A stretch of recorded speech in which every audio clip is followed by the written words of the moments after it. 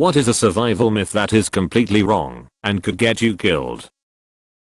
If lost in a hot desert, do not ration out your water.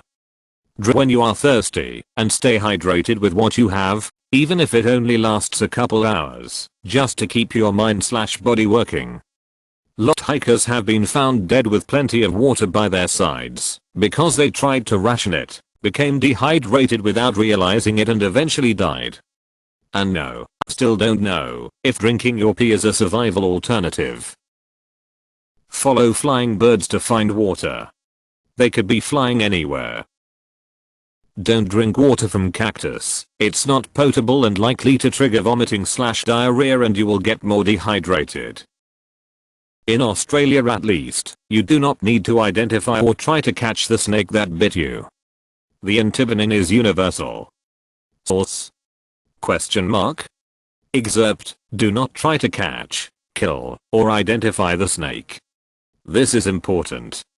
In hospital we no longer need to know the type of snake. It doesn't change treatment. 5 years ago we would do a test on the bite, blood, or urine to identify the snake so the correct antivenom can be used. But now we don't do this. Our new antivenom neutralizes the venoms of all the 5 listed snake genus, so it doesn't matter what snake bit the patient.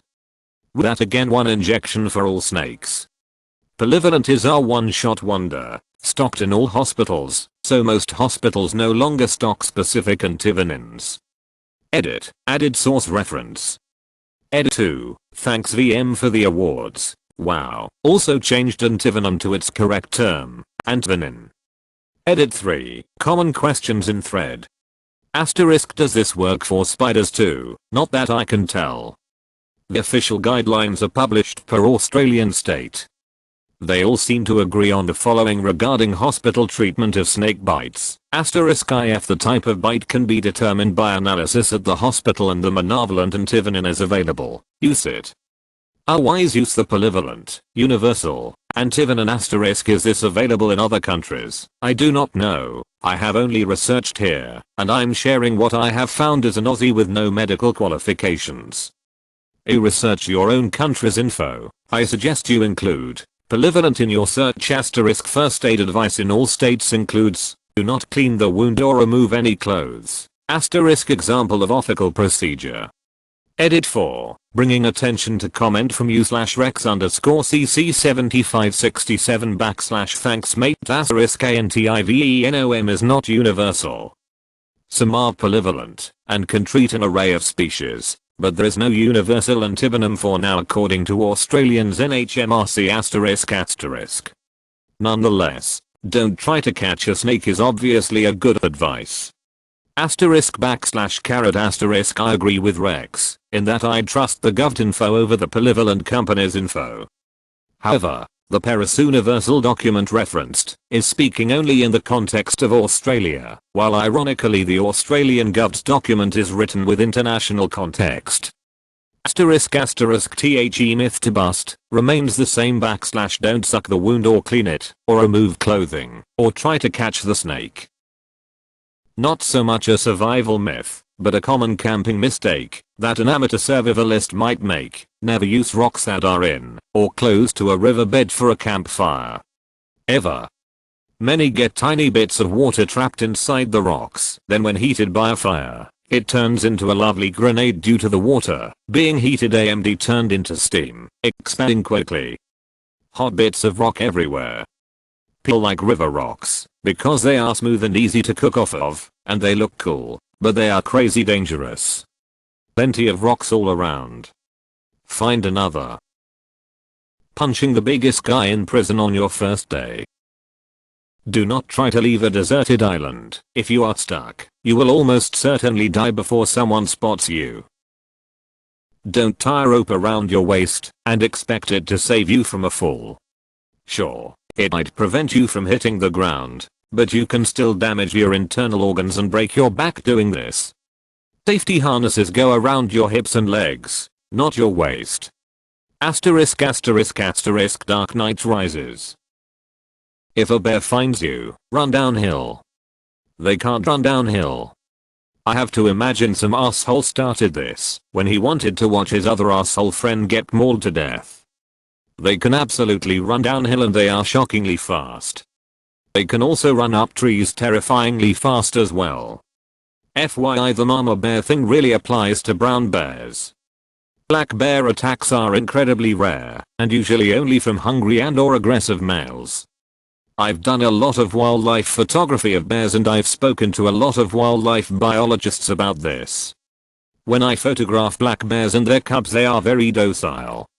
If something or you spook them, they will chase their cubs up a tree and then guard the bottom of the tree. They won't attack you. If it's a male black bear, they'll likely wander on, but always keep distance. If you encounter a black bear, make as much noise as possible and make yourself seem as big as possible. If you encounter a brown bear, start very slowly backing up. Never run away and never turn your back.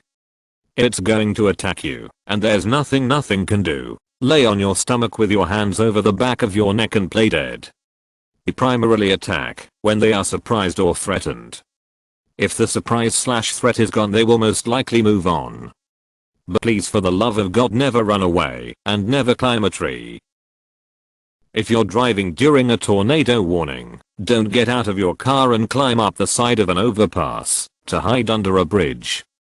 The myth became famous after amateur video of man and his daughter hiding under an overpass, but the one they chose had some unusual construction that offered them protection in a way most don't.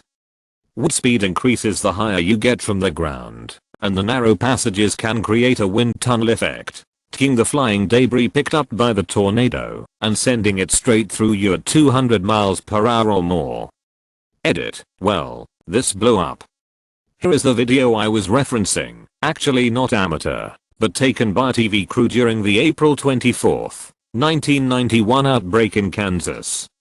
And for someone who suggested you can just outrun tornadoes because they only move at 20 miles per hour, that is definitely not true, as the 2013 El Reno tornado showed us all too tragically.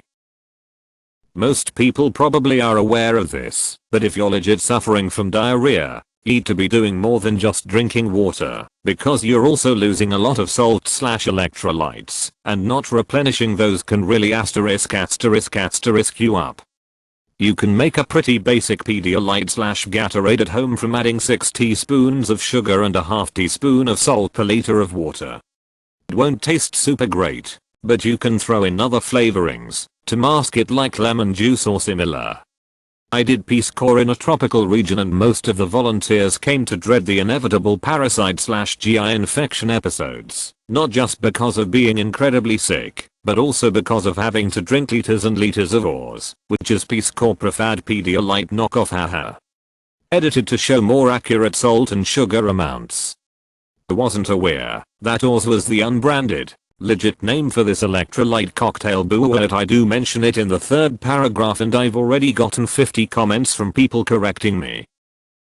Everyone focuses on food and water, but completely underestimates how quickly exposure will kill you dead. In some cases, you won't last 24 hours. In addition to this, every guide I have ever read says to make fire first. Making fire is hard sometimes. There are many environments where you flat cannot guarantee a good fire, deserts, because of lack of fuel and anything especially wet. If you get halfway through the night and realize you can't make fire, you are going to have problems. So make shelter. You can always guarantee a shelter and insulated sleeping spot. Make sure your bedding is at least 4 inches thick when you lay on it. I guarantee you'll underestimate just how bad the ground sucks the heat out of you. Make your shelter as small, thick and weatherproof as possible. Alcohol does not warm you up. You feel warm, since it's dilating your blood vessels in your face and extremities, but that causes you to lose more heat to the environment, and therefore will make you die of hypothermia quicker if anything. Perhaps not really a myth, but something people may think is true after watching people get rescued from the water on TV. Get them breathing, and send them on their merry way. If you rescue someone from a near drowning, they still need to go to the hospital, even though they are safely on land now. The lungs are coated with a slippery mucus-like substance called a surfactant. It's kind of a lubricant, and it keeps them from collapsing and sticking to themselves. If they ingested a lot of water into the lungs, chances are they have washed away the surfactant. Their lungs could collapse at any moment and their ability to uptake oxygen is reduced. Get the survivor on oxygen. Source: rescue trained scuba diver here. I don't know if this counts as survival myth, but you don't actually have to, and probably shouldn't, wait 48 hours to report someone as missing. Those first hours are crucial, so report someone as missing immediately. Zigzag to escape an alligator. Alligators can turn, but will only run in short bursts. Just run as fast as you can. If trapped/lost in snowstorm while driving, A. Do not leave your car. You are literally inside a shelter already. Shiny one. It is easier to spot a snow-covered vehicle than a snow-covered corpse. B. Do not keep your engine running. It's a snowstorm, your exhaust will block, you will nap. Snugger bugger, you're dead. Wait for storm to pass. Check exhaust is clear, run engine in short bursts. C. If you have ignored these steps and are walking in the snowstorm because your sense of direction is flawless, do not remove any clothing layers. You will believe you are getting hot. You rationalize it's from burning calories. You die. The hot feeling is you losing body temp. You are now slowly dying. If you still have your wits, retrace your steps and head straight back to your car. Wait for rescue. Thank you everyone. And thank you Tads and Jalgad for reminding me of the long ago case that inspired this post, the death of James Kim, via Tads. Mr. Kim's death is actually described in C. In case anyone's wondering, they actually did do many things correctly after getting lost. I think Mr. Kim left the vehicle out of panic for his family. Nothing makes you fear death more than finally having a life you would die for. While he died, his wife and child lived because they stuck to the car and left many visuals for helicopter pilot John Ratcher to track. I have never believed in pointless lives or deaths nor coincidences. Pilot discovered location on a hunch. I frankly believe Mr. Kim's death may have already saved enough lives to formally make his death a noble one. Ed 2, awesome find, MacArthur photo. For the love of God, do not eat everything raw.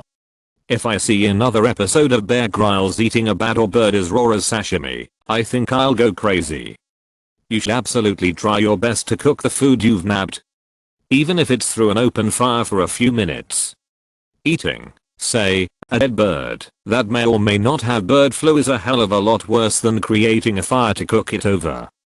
Congrats for completely screwing yourself by eating raw wild meat. Edit 1, *** holy bird flu Batman. I just woke up and saw that my inbox exploded. Edit 2, *** holy grandma. I was tired and I was using voice to text. Fixed a lot of it now. Opening windows during a tornado.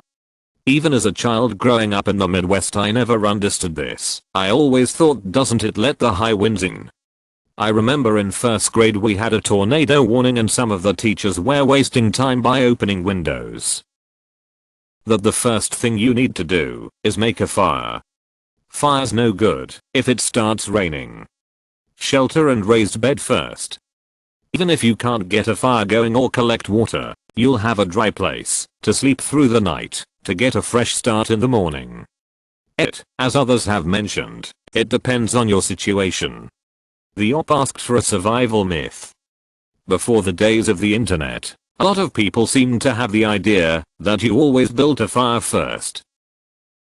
Building a raft to sail to civilization if you ever find yourself marooned on a deserted island. Stay on the island and be found alive vs never found or found dehydrated and dead of exposure. Also walking to safety if you get lost and your car breaks down. Stay with the vehicle. They always find the vehicle. Its inhabitants not so much. Edit. Since this comment has seemed to blow up, let me preface this with I'm not a rescue professional and just reposting what seems like good advice I have seen on Reddit. Do your own research. Every situation is different. Do not wander off to look for help. Stay put. Stay by your car, or wherever you realize that you are lost. The more you move, the harder it gets for rescue to find you. Make yourself visible, but do not try to find the way back yourself. You already don't know where you are, you don't know where you're going. That bears can't run down hills. They can. They'll get you too. Mythbuster tested the myth about ships dragging people down with them. They rated this myth as false. But they were wrong. Surfacing, Lightilla spotted the ship's crow's nest, level with the water, and started to swim towards it as a place of safety before remembering that it was safer to stay away from the foundering vessel. Then, the water flooded down one of the forward ventilators. Lightilla was sucked under. He was pinned against the grating for some time by the pressure of the incoming water, until a blast of hot air from the depths of the ship erupted out of the ventilator and blew him to the surface. Large ships are incredibly dangerous when they are sinking. They can drag you down with them, or they can roll on top of you. You should always swim away from them. That you can easily disarm someone holding you at gunpoint. Not taking the brace position on planes. Question mark? PLEA, for the love of God, just brace, it will save you. If you get stabbed by something, do not try to remove the object. You will make it worse and potentially bleed to death, depending on where you were stabbed, if you try and pull it out. Leave it be and get help. Drowning people do not cry for help or make gestures to try and get someone's attention. What they are doing is trying to stay afloat and trying to catch their breath. Never count on a cry for help. Punching a shark in the nose. Have you seen a shark nose? It's slippery and angles down into 3 rows of teeth. Go for the eyes if you need to, but mostly avoid acting like a wounded seal. If you flail around like asterisk AHH asterisk asterisk asterisk, it's gonna eat me asterisk. The shark will feel obliged to do so. Asterisk AHH asterisk asterisk asterisk, I guess I'll eat you asterisk. More just a hey, don't do that. Leave large animals alone. Even if you find say a large track or droppings that make you think, hey, that's probably a big enough animal to kill me, leave the area. Herbivores like moose or elk or bison can kill you just as easily as a bear. Often far more likely because they see you as a predator. Don't close the distance if you find a large critter. I don't care if the photo is asterisk asterisk asterisk from that distance. Better to have a crappy photo of a bison than get crushed and stomped in the middle of nowhere to bleed out alone. When you're in a cabin in the woods and you hear a strange sound outside, do not go investigate while saying, hello. Who's there? Especially taking no flashlight, weapon or a buddy. That's how horror movies start. I'm still not clear on if you're supposed to drink your pee or not. Edit. Okay, thank you everybody for telling me not to drink piss and making the same dodgeball quote over and over. I get the point now. Is this a myth? If you're wandering in the wilderness, wondering if the plants and water are safe to eat and drink, watch what the animals do. They will show you the safe plants and water. Spoiler, this is not true. Many animals are evolved to consume things that are poisonous to us or nutritionally valueless. Case in point, vultures. If you're unfortunate enough to be in a bank whilst an armed robbery is underway, don't be a hero. The banks are insured and the money can be replaced. Your life can't be replaced.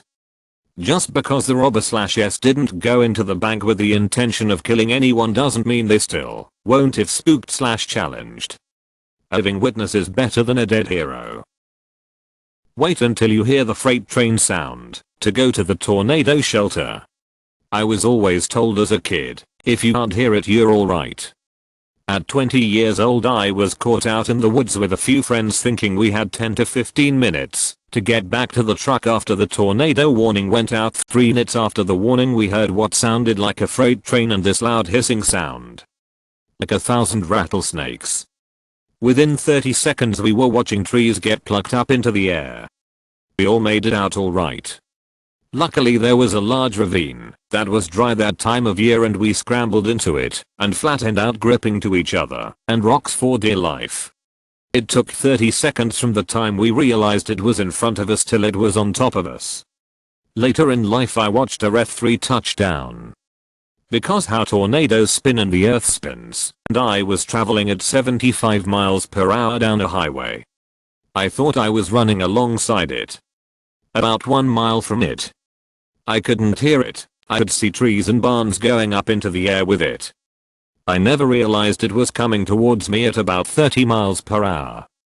By the time I heard it and felt a pressure change inside the cab of my truck I had no choice but to bail out and run into a culvert alongside the interstate. This all happened within 60 seconds. If you've already heard the tornado, you need to be in your shelter, not heading towards it. A tornado watch is an advisory to be watching for tornadoes. It means it is highly plausible for a tornado to form and touch down. A warning means a radar indicated tornado has touched down and possibly even been spotted by human eye. If you cannot get indoors, get as low as you can. I have made a habit, as soon as a tornado watch is released in my county, my bag, the diaper bag, the kids' stuff they will need all goes in a large duffel in the storm room. I'll watch velocity radar like a hawk until the watch is cleared.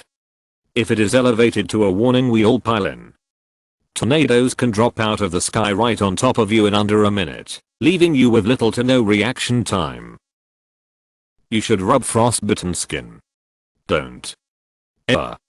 Frostbite occurs when ice crystals form in your skin and other tissues. Rubbing the injury causes more tissue damage as the ice crystals lacerate new cells. Instead, treat the victim with painkillers as you slowly rewarm the tissue. Frostbite hurts. Also, you can't survive solely off natural survival foods. Any survival book will show you how to harvest in a tree bark for food, or how to boil and reboil lily pad tubers and skunk cabbage, so they are palatable. You'll also learn that hemlock needles are edible, plus how to cook and eat snails and so on. These are considered survival foods because they are things that are edible that you wouldn't likely eat in a normal situation. The myth here is that you can survive off them for an extended length of time.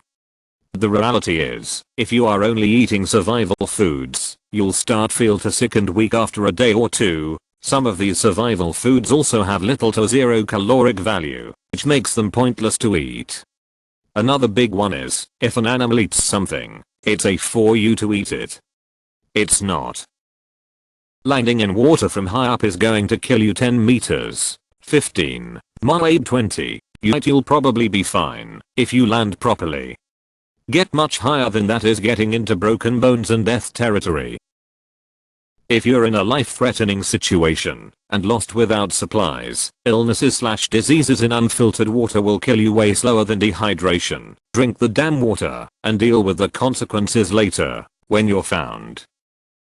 This isn't really a survival myth that anyone spreads, but when I was a kid I thought if I jumped out of a plane on top of a table, I could jump off the table just before hitting the ground, and since the table was below me and therefore was really the falling object in my child brain, and I was only falling as a result of being on the table, that my upward momentum just before impact would cancel out the rate of descent of the table and I could land safely on my feet. Good thing I never tested it. After getting bitten by a snake or trying to suck out the venom, do not do that. By sucking the area of the bite your blood flows faster and increases the speed of the venom acting on your body. It'll just get to your heart quicker and kill you. If you go into a lake when in a car, don't wait until the car fills with water. Just open the window and get out as soon as possible. If you wait, you could be 200 feet down or flipped over on the bottom. The power will still work for a short time. It only takes a few seconds. Edit. Source. Musbuddy did his master thesis on exactly this, and I got to practice it several times in a pool. I don't know if this is considered as a survival myth, but engaging street fights is never a good option. If there is an altercation that may lead to a street fight, just stay calm and run away from the situation. No one wins real street fights. Someone will either end up in a hospital or in a funeral. That's just the truth. Don't call 911, but change your voicemail to let people know where you are if you're stranded and need help. Call 911. You can lose valuable battery power futzing around with voicemail, but you can use low power mode and still call 911. Don't drink alcohol to stay warm. It dehydrates you. That's the only old one I remember. Learn from Survivor Man to eat the whole rabbit because the meat is so lean. Without eating the organs, you won't get the necessary nutrients. Learn from a book called Peak to sleep with your water bottle in your sleeping bag so it doesn't freeze in the cold. In colder months, especially if you're lost in the forest/woods, build a bed first. Get your ass off the ground. The ground will suck your body heat away from you way faster than the air temperature will.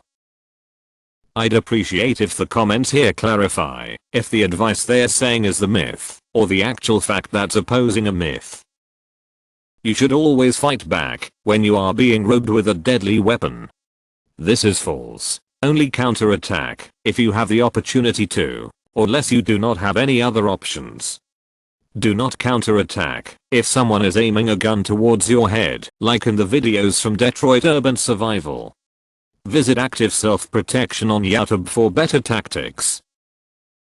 Listen to your employer when they say that it will be safe to continue working when there is a Category 4 or 5 tornado warning. Edit. What you really should do is, if you have time, leave work if it is in the predicted path of the tornado. If there is not enough time, stop working and seek shelter inside a protected part of the building. Rationing water is generally a terrible choice. Drink what you have until it's gone. Use that time with good hydration levels to take stock of your situation and make good choices. Decision making and physical ability drop off very quickly when you are dehydrated. The first decisions you make after realizing you are in a survival situation are critical and pay long dividends. Most survival situations are resolved within 72 hours and many hikers are found dead in the desert with full water bottles. Pretty much every video shown on Detroit Urban Survival Training's channel. You won't need that. We won't be gone long. Carry basic survival tools whenever you go out hiking, hunting, camping, etc. Things like a magnesium with flint and steel fire starter, life straw or water purification tablets don't weigh much or take up much space and can be a lifesaver. Many get lost on short trips or get injured leaving them stuck in the wilderness. It doesn't take a massive forest or jungle to get lost. In my personal hunting pack I always carry a survival knife, fire starter, and life straw. These 3 items may not guarantee survival, they improve my odds. If someone breaks into your house and takes you and your family captive, you absolutely need to run away, even if they threaten to kill your family members if you do. It may seem cowardly, but running away to a neighbor's house for help and leaving your toddler with the captor is more likely to save all of your lives than staying. Maybe not survival, but ripping a grenade pin with your teeth. Might not get killed, but I guarantee you will lose a lot of blood in the process. Taking off all your clothes and snuggle with someone to prevent frostbite or hypothermia. This does not work. You'll just be found dead and naked. It is great for survival of the species though. You can't actually drink water from a cactus. The pulp will be super gross and probably toxic. The only species that's safe-ish is the fishhook barrel cactus, and that's a protected species. I didn't really want to dignify the responses of all the assholes who are like, oh well, I won't drink the protected species if I'm dying, but good luck identifying the exact species when you're dizzy and exhausted from dehydration and the heat. And B, good luck justifying yourself when someone comes by and sees you practicing ahead of time, because you really don't just want to go out and try to survive with that method after reading about it on the internet, now do you? Be smart and stay safe. Pack in your own water in the desert. Edit 2. D. It wasn't a joke. Don't try to hide behind sarcasm. You and everyone else who was like I'm more important than a Piawatech teddy species were perfectly serious. Moss doesn't give a asterisk asterisk asterisk which side of the tree it grows on. Splitting up is a good idea,